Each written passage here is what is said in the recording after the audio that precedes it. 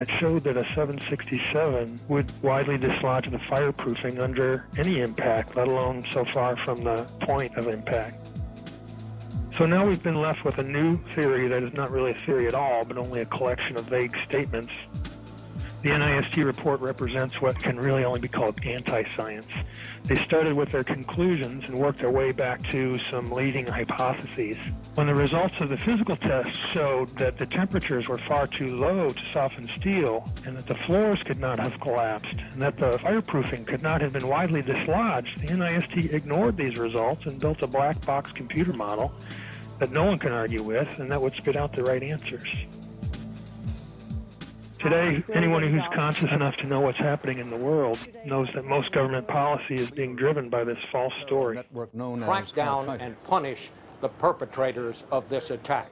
This is being seen on Capitol Hill as another Pearl Harbor, as another Pearl Harbor, as another Pearl Harbor. The steel in dragon-like lengths and contortions spoke for itself. Bent, deformed, without cracks. I found it hard to believe that it actually bent because of the size of it and how there's no cracks in the iron. It bent without almost a single crack in it. It takes thousands of degrees to bend steel like this. Typically you'd have buckling and tearing on the tension side, but there's no buckling at all. There's no buckling at all. Here is the meteorite, molten iron fused with concrete.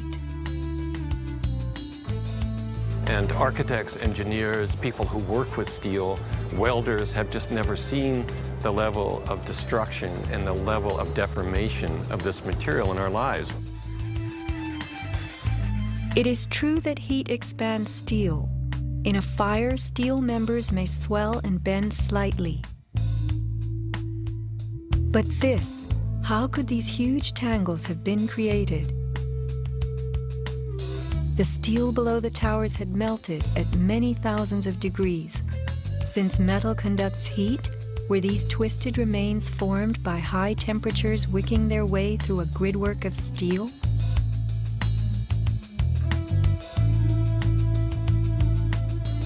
Explosives also deform steel.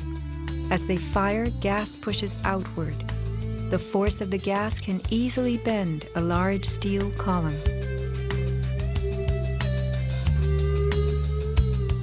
Two kinds of debris, huge shattered columns that could break a truck, combined with matter that was near pulverized. You have two 110-story office buildings. You don't find a desk. You don't find a chair. You don't find a telephone, a computer. The biggest piece of a telephone I found was half of the keypad, and it was about this big. In 1886, 4 gold miners lost their lives in an underground explosion. The bodies of these 4 men were brought to the surface in one barrel. The biggest piece recovered was part of a foot. September 11th left over 1,100 bodies unaccounted for. At Ground Zero, this was found inside a length of steel. And before they sealed this up with the sheetrock and all the building materials on the interior face, the workers would sometimes put beer cans, and the newspaper that we found, the New York Times paper, we found in a similar spot to this.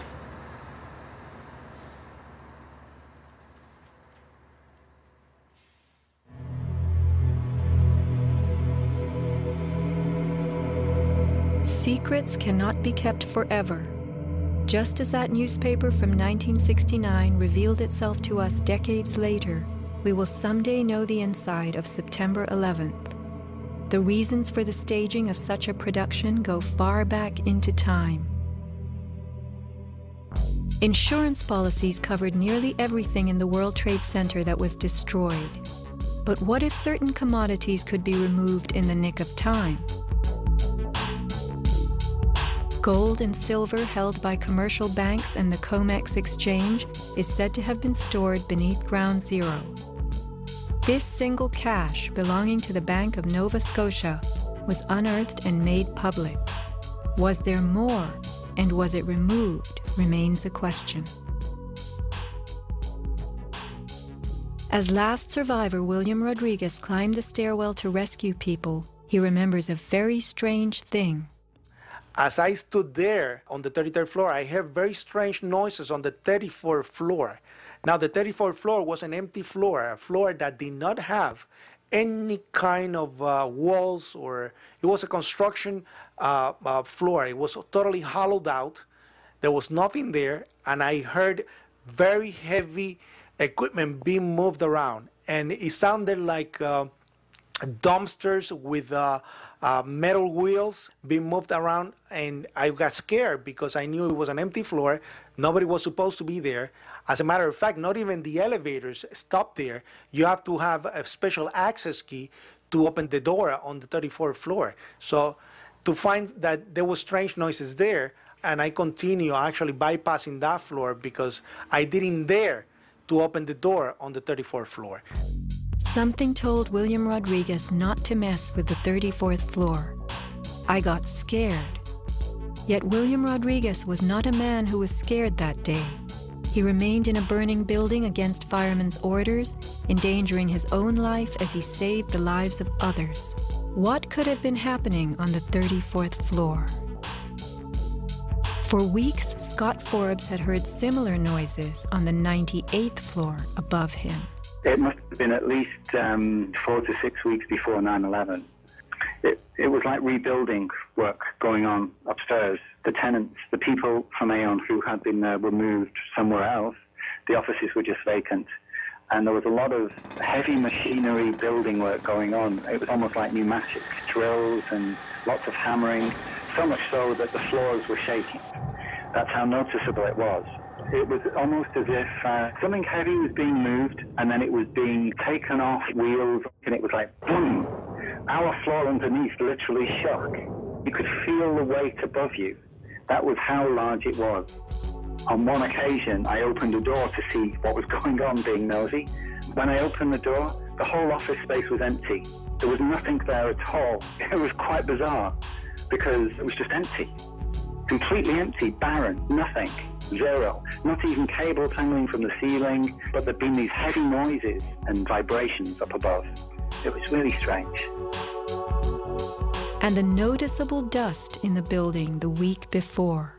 It was probably the week leading up to 9/11. Every morning I'd come in around 7 a.m. and the dust was incredible. It was filthy. It was like the cleaners weren't cleaning.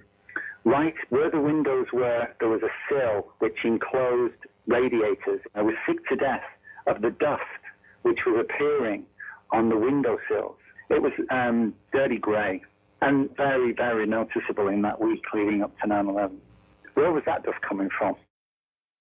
Grey dust Scott himself had to clean. Was it powdered cement? The steel columns of the Twin Towers formed an endo and exoskeleton. Had something been placed around the edge of the building, holes been drilled to contain it? Was the dust in those final days a telltale sign? As white elephants, the buildings were full of vacant offices. Tenants could be temporarily moved around for upgrades as Aon was, and a plan arranged to perfection. Was the strange construction that could be heard but not seen going on all over the towers? Larry Silverstein took possession 6 weeks before September 11th, when the strange construction began. Were the sounds that scared William Rodriguez the last of the rats as they left a sinking ship?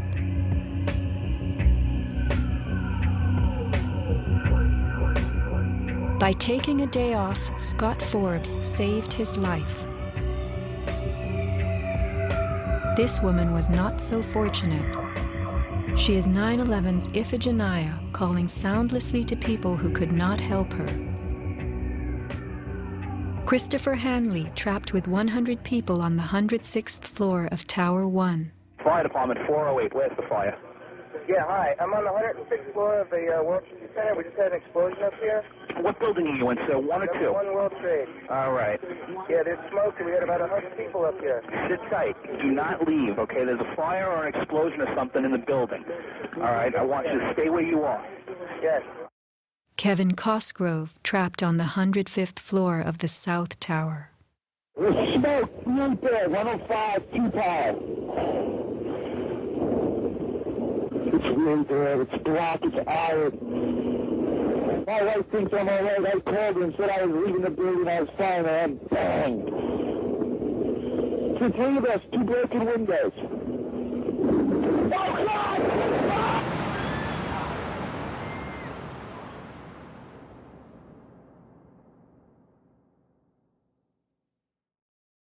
Let's not forget these people whose fate on this day was decided for them.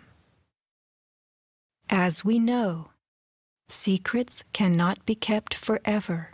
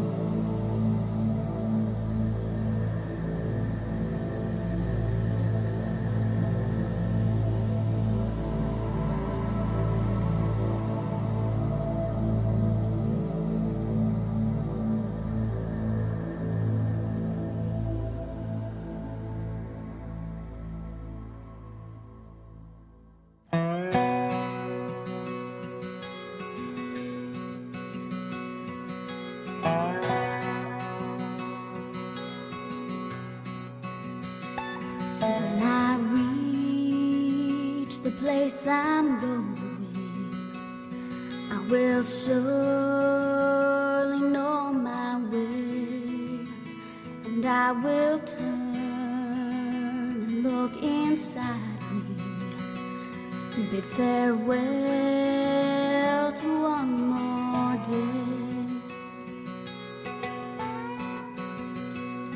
Every light begins with darkness.